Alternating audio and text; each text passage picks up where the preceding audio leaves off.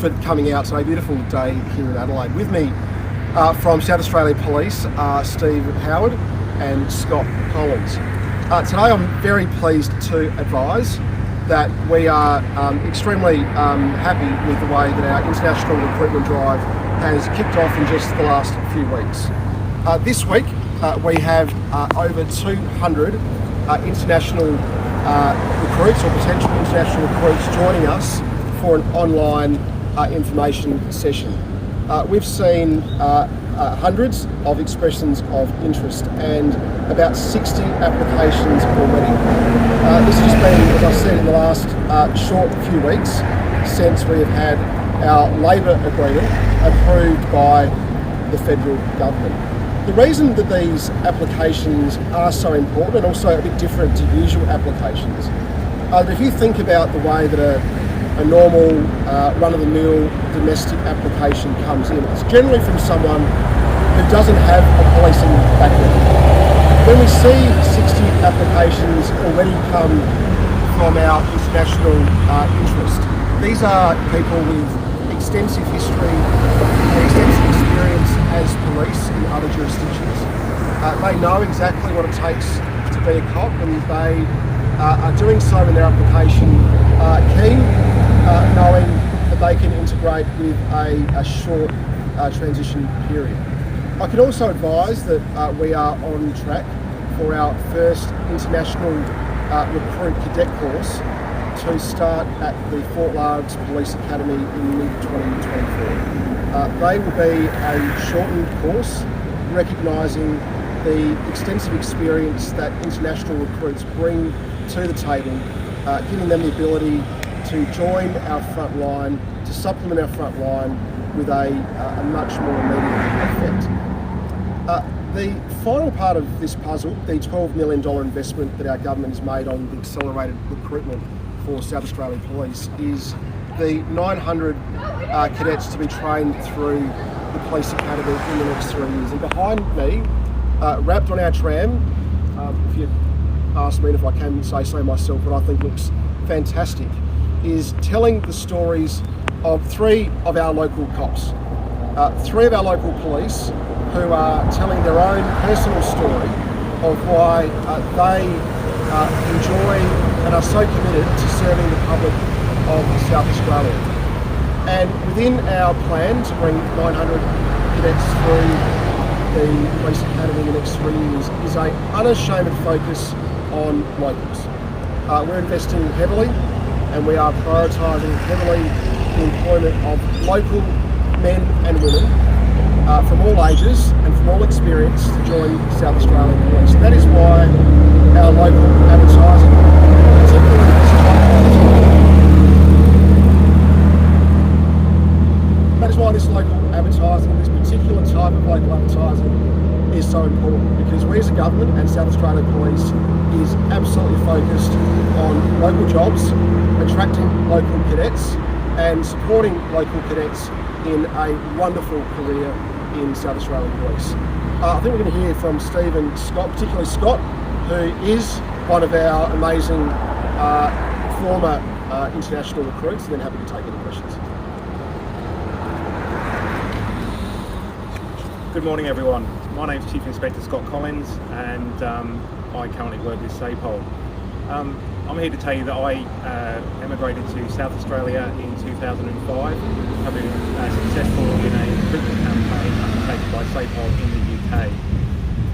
The appeal of a Mediterranean climate, fantastic outdoor lifestyle, world-class sporting events like we've got on at the moment, a family-friendly environment, and let's not forget that fantastic island called Kangaroo Island. All of these were draw cards for me, and whilst doing a job that I thoroughly enjoy. To have been able to work in a welcoming state with fantastic, happy-go-lucky and friendly people has been truly a privilege for me. Within SAPOL, I've been given the opportunity to work across Metropolitan Adelaide, and even had the opportunity to relieve as acting officer in charge of Cooper PD Police Station. My friends and ex-colleagues in the UK thought I was joking when I told them that I was living in a cave or a dugout here in South Australia. Obviously, there are times when I do miss my friends and family in the UK, but I haven't regretted once moving to South Australia to work for Sapol. In fact, I have a family within Sapol now, and I wouldn't doubt for 1 second to recommend people to come to South Australia and to come and do Sapol. Thank you very much. Any questions, guys? What would your message for prospective recruits be if they're considering moving to Australia and particularly SA? Sure. Look, we've got an international recruitment campaign ongoing at the moment. We've got a fantastic team in our talent acquisition space, our recruitment team, and we advise them to reach out and speak to us, and we'll be able to give them all the information that they need to make a sound decision. We've got great resources on our Achieve Now More website too, where they can have a look at. Again, just speak to anybody who lives out here, and I'm sure they'll share the same message as I do about how good it is here and to make the move. What was the biggest difference you noticed when you made the transition? Were there any challenges?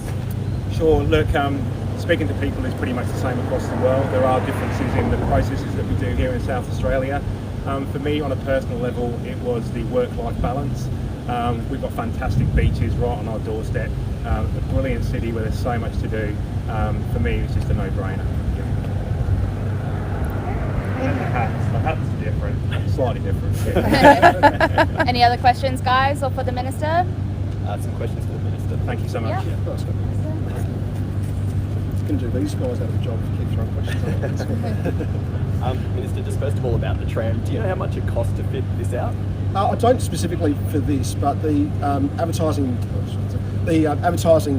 budget for SAPOL is well established. We have a rolling advertising program. What's different about our You Belong in Blue campaign is it's an entirely new advertising campaign. It's been well researched, and what I really like about it is it's using the wonderful real people within South Australia Police to tell their story and to talk to their friends and family and colleagues in the community about a career in policing. These wraps are just one part of our advertising campaign. Of course, we'll have seen our TV and catch-up media, always TV, not catch-up TV, commercial TV, always, to be forming part of our advertising campaign. But of course, there's print advertising. We're also well in train to be very soon to be launching our similar paid advertising in other jurisdictions across the world. Have there been any discussions about looking beyond those 3 jurisdictions that you're currently pursuing? Yeah, look, it's a good question. When I and the Police Commissioner, particularly the Police Commissioner and I, were working through the government's support and commitment to accelerate recruitment, I asked the Commissioner, look, is there anywhere we're not looking, or can we look any further? And his advice to me was that the United Kingdom, Ireland and New Zealand brings the most synergy and the most applicability to our policing model. Of course, these are Commonwealth countries. There is a strong proficiency of language, and there is a very similar culture of policing. Not to say that there are not other jurisdictions across the world in policing who are also doing outstanding things, but from a bang for buck perspective and from a synergy perspective, but also particularly on our previous successes in market, these were the 3 jurisdictions that we thought were the best and gave us the best ability to recruit language. Do you think there might be an opportunity at some stage to look at others? I suppose Canada sort of comes to mind. Yeah.